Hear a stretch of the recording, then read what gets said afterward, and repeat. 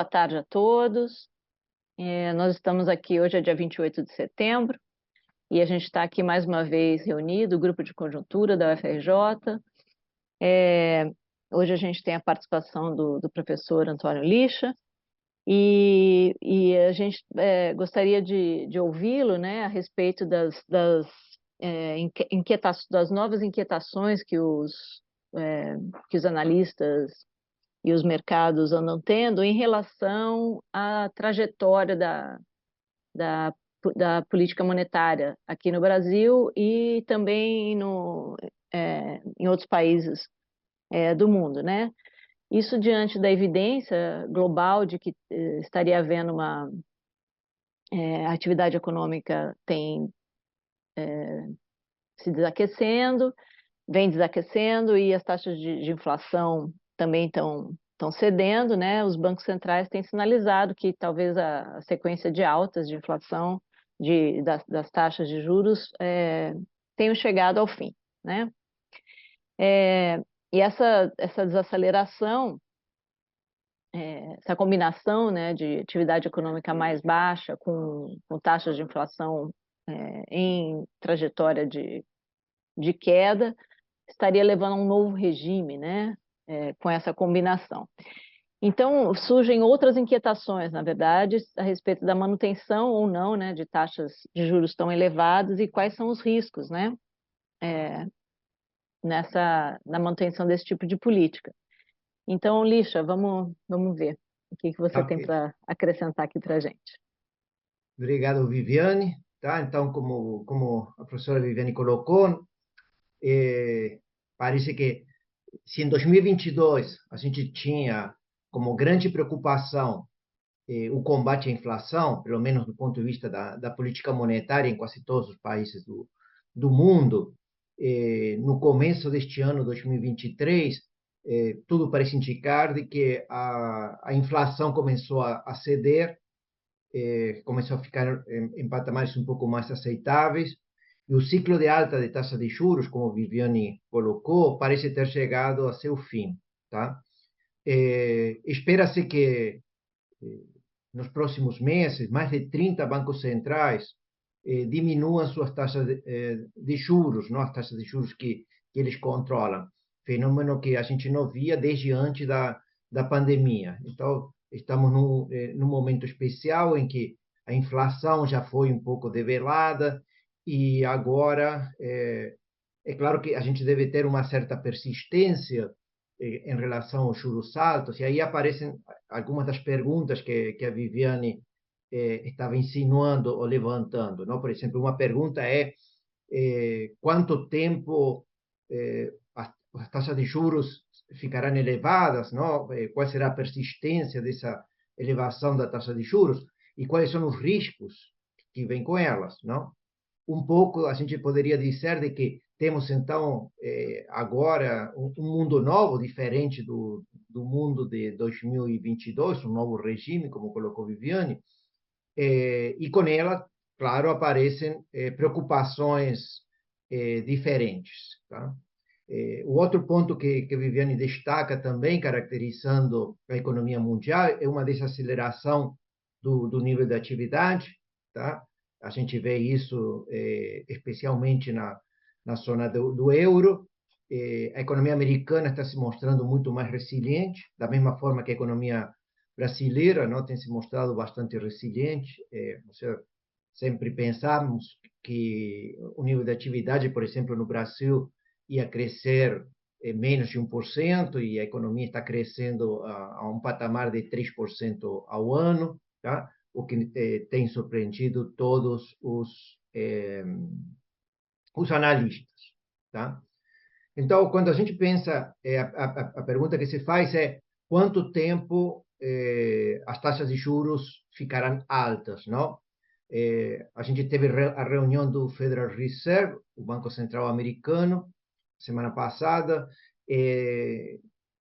Eles mantiveram a taxa de juros, mas o que surpreendeu os analistas e provocou um verdadeiro choque monetário são as expectativas dos membros do comitê, não, do FONC, em relação à persistência da taxa de juros. Tá? E eles colocaram que praticamente grande parte deles destacaram que ela se manteria alta até o final de 2024, tá? O que significa taxa de juros reais acima da taxa de juros neutra, ou seja, num terreno restritivo, por um período bastante prolongado. Tá? Ainda temos mais de um ano e alguns meses até o final de 2024, então teríamos, claro, e as taxas de juros devem ficar em terrenos reais mais elevados nos próximos meses, porque com taxas de juros nominais constantes e expectativas de inflação se reduzindo, tá?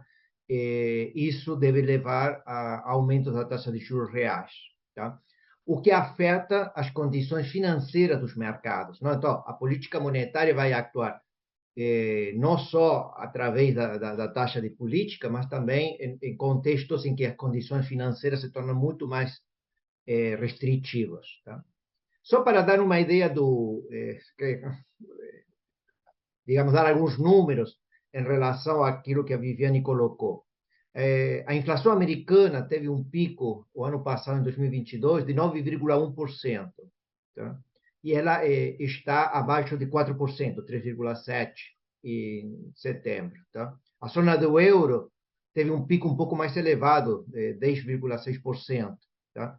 E ainda não saiu o dado de setembro, mas deve estar por volta de 4,6%.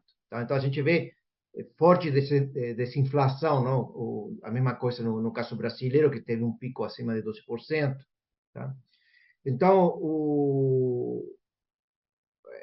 o problema é quanto tempo mais a gente terá, a inflação já caiu bastante, quanto tempo mais a gente terá essas taxas de juros elevadas. Claro, isso vai depender um pouco também da resiliência do nível de atividade, é um pouco o que destacam os diretores, os governadores do Federal Reserve destacam de que a economia americana está se mostrando muito resiliente, especialmente o mercado de trabalho, e por isso que eles têm essas expectativas de juros em um patamar muito elevado durante muito tempo.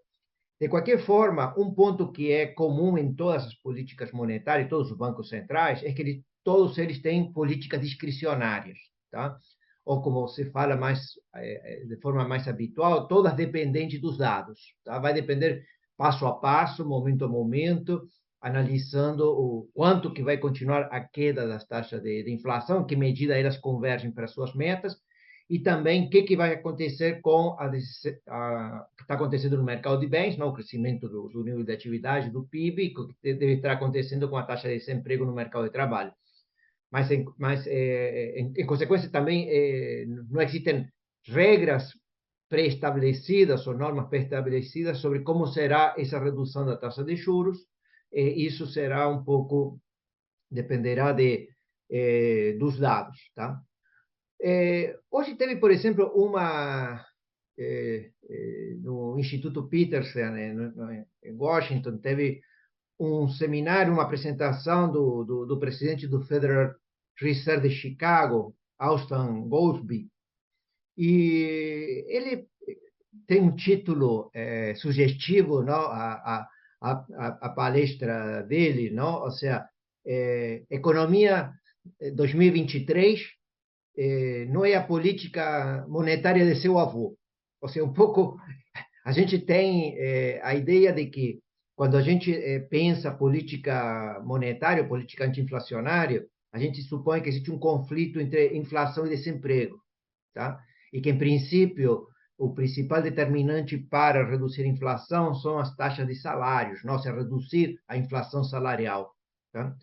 Mas será que isso é necessário? A gente está vendo nos Estados Unidos uma redução do nível de atividade, da inflação, desculpe, da inflação, sem ter uma redução da inflação salarial, tá? Então, a pergunta que o presidente do Federal Reserve de Chicago, ou do governador do Federal Reserve de Chicago, coloca é que é necessário ter uma recessão.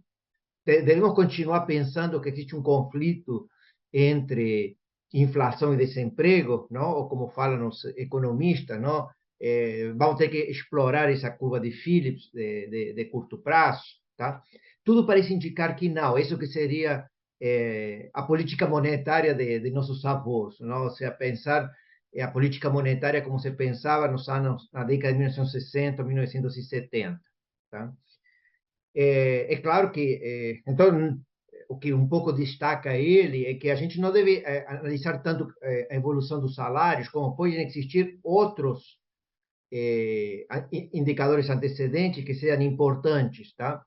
O mais óbvio, o indicador mais importante que mais segue nos bancos centrais sempre são as expectativas de inflação dos agentes, tá? Esse é o tema central. Mas, por outro lado, existem também um acompanhamento de alguns preços, tá? Nos Estados Unidos é importante o preço ligado a imóveis, a aluguéis, tá? E também muito o preço dos carros, tá? Ainda que o preço dos carros tenha sido muito volátil, não? O preço dos carros subiu 40%, especialmente os carros novos, o ano passado, e agora depois caiu mais 40%, tem mostrado muita volatilidade, tá?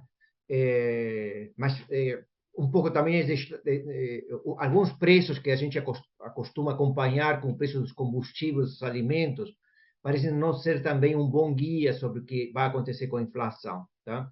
E cada vez mais os bancos centrais começam a olhar para a produtividade, o que está acontecendo com a produtividade, porque esse choque de produtividade pode provocar choques positivos, reduções de custos e melhoras nos indicadores de inflação. Então, um pouco também a política monetária está mudando um pouco sobre quais são as variáveis macroeconômicas que eles vão olhar. Eu acho que, basicamente, hoje são expectativas e produtividade, tá? Especialmente olhar o que acontece com o produto potencial e a taxa de crescimento do produto potencial e o hiato do produto. Tem uma questão de debate aqui, inclusive no Brasil, não? Um forte debate sobre a estimação do produto potencial do hiato do produto, está no centro da discussão hoje, não? E foi reconhecido pela uma diretora do Banco Central, a Fernanda Guardado, não? Como que a gente tem que revisar algumas dessas estimações,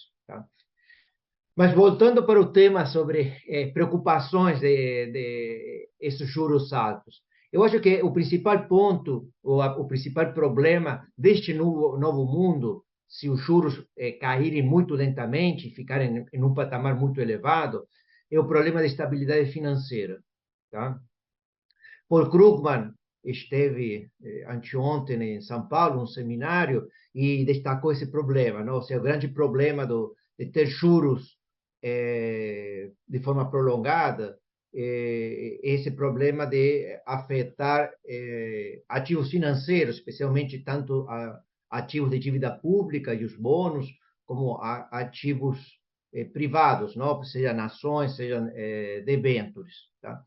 É claro que quando a gente está pensando nesse preço de ativos, a gente tem que tomar cuidado sobre se a queda dos preços dos ativos, por exemplo, uma coisa que está preocupando hoje é a queda do mercado acionário americano, não? Standard Poor's 500 tem caído bastante, não? Em agosto caiu 1,7% e mais no que vai de setembro já caiu 5%. Tudo parece indicar que vai continuar caindo, tá? Ou seja, que as valuations do preço das ações estão um pouco elevadas, não? E que existe um prêmio de risco nas ações, tá? Isso tem levado no mercado americano a que os agentes saiam um pouco das ações e levem para a demanda de títulos públicos, não? Que são demanda de renda fixa, tá? Apesar disso, apesar de esse comportamento, as taxas de juros dos títulos públicos americanos têm crescido, não? Assim, apesar de que tem tido uma migração da renda variável para a renda fixa, ainda assim os preços dos títulos públicos têm caído e os juros subidos, não? A taxa de juros dos títulos de 10 anos, que são um pouco a referência, não? Os T-bill, que são um pouco a referência do mercado, está acima de 4,6%, tá? Ao ano, não? Um patamar muito elevado para as referências dos últimos anos e deve continuar subindo nas próximas semanas, tá? E então temos aí algumas preocupações. É claro que quando a gente vê esse aumento dos juros longos e queda do preço das ações, a gente pode pensar que é um fenômeno temporário associado ao que a gente chama de psicologia de mercado, não? Então, são questões secundárias, questões que não vão ser permanentes, mas temporárias, tá? Mas estão associados a problemas de fundamentos, não? Níveis de dívida muito elevado, tanto pública quanto privado, não? E aí, quando temos problemas de fundamentos, isso sim pode criar choques mais permanentes, tá? Então, uma coisa que não está clara é sobre se essa piora das condições financeiras, aumento dos juros longos, especialmente os títulos públicos, queda de papéis privados, tipo ações, é uma coisa temporária ou permanente, tá? Se for uma coisa mais permanente, não, aí começa a aparecer os problemas de estabilidade financeira a serem colocados, tá? Tá? Porque quando a taxa de juros era baixa, e especialmente não, no Europa, Estados Unidos, Japão, tiveram taxas baixas durante mais de uma década, era fácil rolar dívidas, tanto as dívidas públicas como as dívidas privadas, eram roladas em um contexto de taxas de juros reais negativas, então a dívida pública num patamar elevado são fáceis de rolar, tal. Mas se as taxas de juros agora se tornam positivas, taxas de juros reais se tornam positivas, e o patamar da dívida, de algumas dívidas públicas ou privadas, começam a ser vistas como insustentáveis, começam a aparecer alguns problemas de crises ou questionamentos, tá? Como esse aumento do prêmio de risco nas ações que a gente vê no mercado americano e que os bancos centrais vão ter que prestar atenção, tá? Então, um pouco era esse o ponto que eu gostava mais de destacar, não? Este novo mundo de juros altos, tá? Pode trazer esses problemas de alguma instabilidade financeira se se mantiverem as taxas de juros persistentes, não por mais tempo, tá? É claro que isso é todo um marco de forte incerteza, não? Porque a gente viu que as taxas de juros reais têm caído de forma estrutural nas últimas décadas. Quando a gente olha as décadas nos Estados Unidos, na Europa, as taxas de juros reais caem. Desde 1940, 50, 60, as taxas de juros reais estão caindo, tá? Se discutia muito na década passada o problema da estagnação secular, com taxas de juros reais muito baixas, ou negativas, no caso, tá? Mas as condições que tínhamos naquela época, na década passada, continuam, não? Então, muitos analistas também pensam de que esse tema dos juros altos vão ser temporários, tá? Vão ser temporários, porque as condições que tivemos na década passada continuam. O que é novo, que me parece novo, é o aumento das dívidas, especialmente da dívida pública. E isso foi provocado basicamente pela pandemia. Tá? A pandemia significou uma mudança no patamar da relação dívida-PIB num conjunto de países, notadamente Estados Unidos, tá? E ter um retorno para a sua média antiga pode ser muito longo e demorado, tá? Então, isso sim é uma novidade, né, nesse marco lá, mais de longo prazo, tá? Então, temos essas incertezas sobre se os juros vão continuar caindo ou não por causa da inflação, os problemas de estabilidade financeira associados a esse novo patamar de dívida e se o tema de juros reais negativos ou nulos, como a gente teve nas últimas décadas, voltaremos a ver ou não nos próximos anos. Tá? São alguns dos temas. Eu tenho mais inquietações e mais incertezas, não? Mais perguntas, tá? Para serem colocadas que respostas claras. Tá bem, Lixa. Muito interessante muito interessantes as suas colocações. E, de fato, a gente vai ter que aguardar, né, para ver se essas condições vão se manter e quais possíveis desdobramentos, né? Períodos muito longos de juros baixos, de estabilidade e juros baixos, podem gerar busca por retornos mais arriscados, né, mais arriscados, como a gente teve em outros períodos, e, por outro lado, agora, com taxas reais mais elevadas, a gente tem um crescimento, uma deterioração das condições financeiras potenciais, né? Nessas dificuldades de rolagem de dívida, principalmente. Bom, essas são coisas que a gente vai ter que discutir mais para frente, né? Acho que hoje o podcast fica por aqui e a semana que vem a gente volta, né? Tem as questões sobre a renovação a divulgação da PNAD essa semana ainda, e tem a questão da energia, das aumentos do preço do petróleo e as defasagens possíveis que isso pode ocorrer com os preços da política de preços da Petrobras, e as questões de produtividade, como o Lixa falou. Todas são questões muito importantes que a gente espera poder tratar nas próximas semanas.